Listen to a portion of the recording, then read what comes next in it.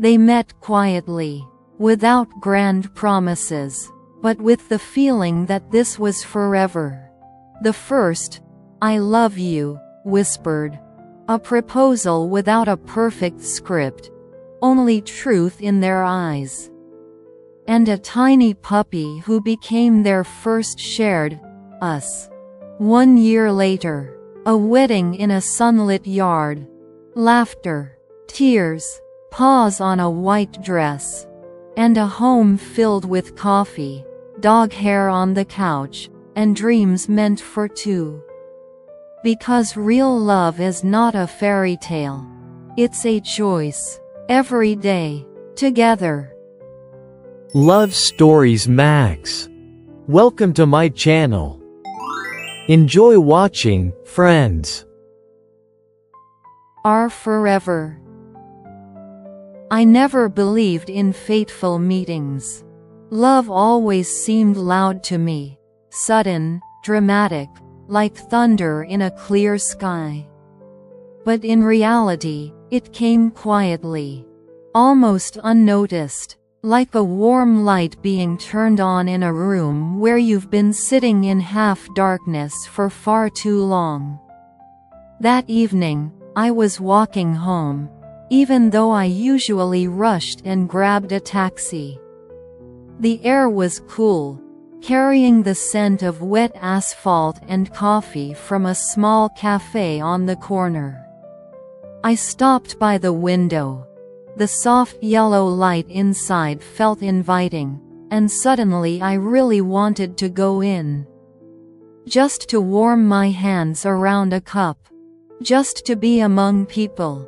I remember pushing the door open, the bell chimed, and that sound became the beginning of our story. Robert was sitting at the far table by the window. Alone. In front of him was a book with folded pages and a cup of coffee that had already gone cold. He wasn't looking at the text. He was staring through the glass at the rain drawing long lines down the window. I didn't notice him right away. Only when the barista mixed up the order and handed me a cup with the words, "For Robert," written on it. "This isn't mine," I said, smiling. "It's mine," he replied, lifting his eyes. Something inside me shifted in that moment. Not sharply, no, softly, like unexpectedly touching a warm hand. His eyes were calm, the kind you want to trust with your silence.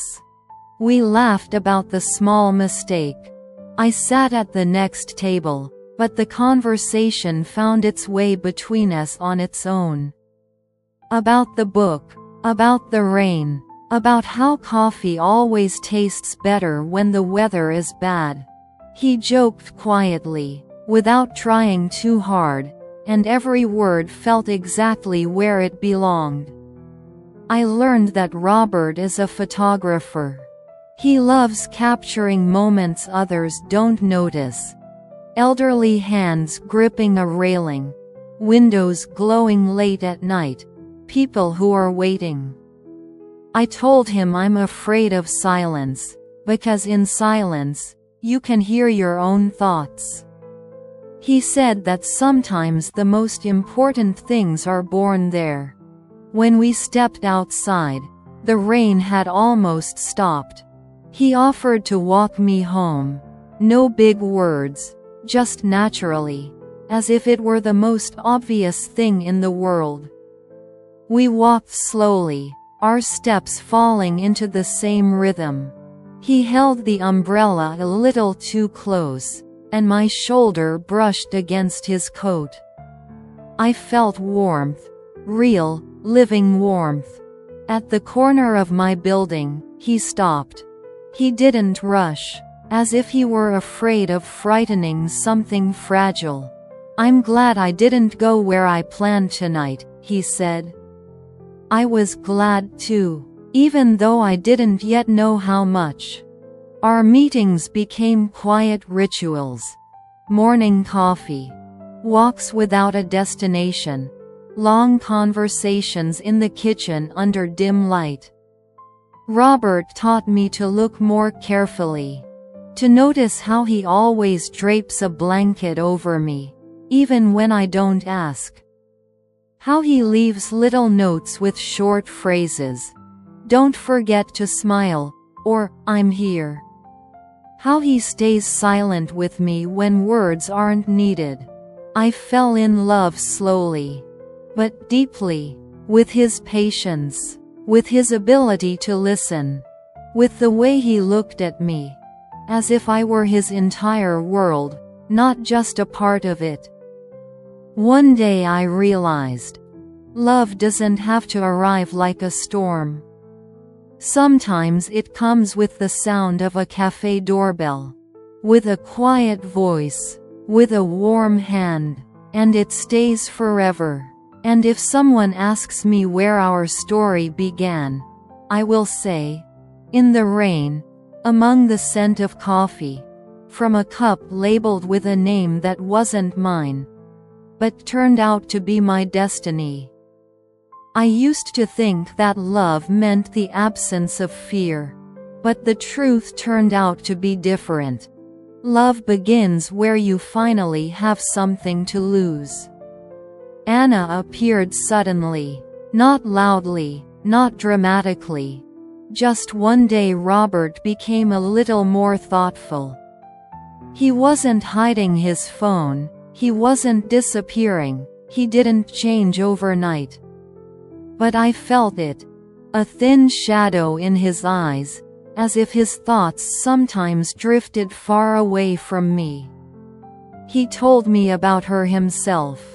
One evening, while we were cooking dinner together, I was chopping vegetables, he was stirring the sauce, and suddenly, almost casually, he said, "Anna texted me today." I froze.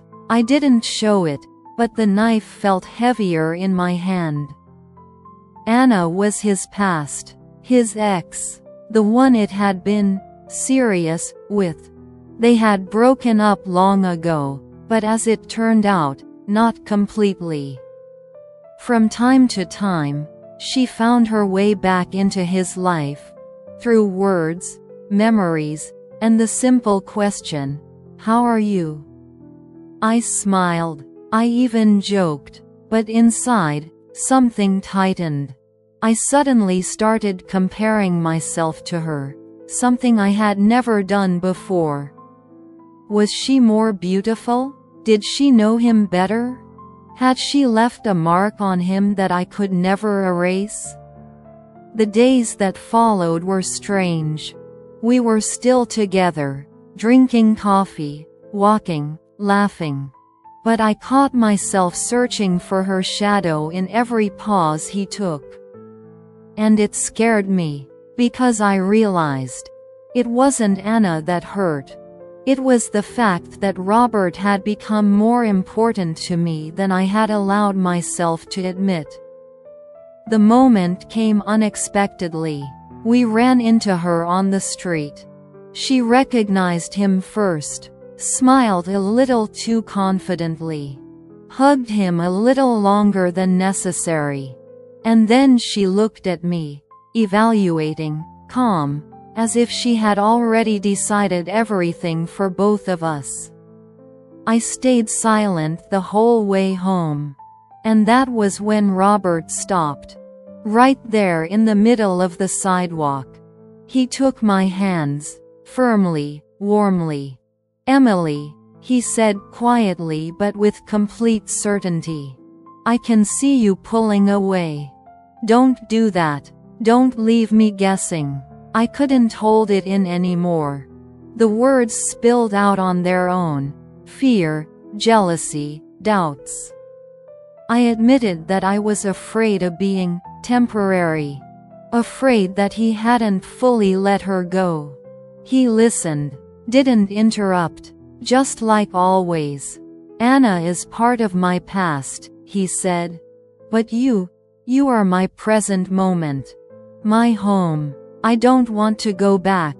I want to move forward. And only with you."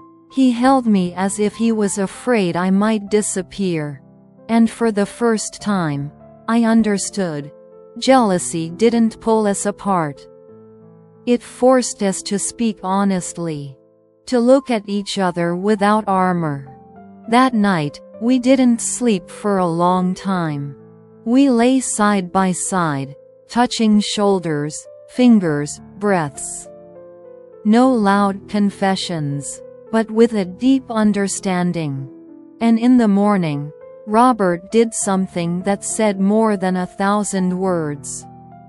He deleted her number, calmly, without drama, and simply said, "I choose you, every day." And that's when I knew. We were no longer on the edge. We were together, truly, completely, for good, because love is not the absence of doubt. Love is a choice. And he made it, just as I did.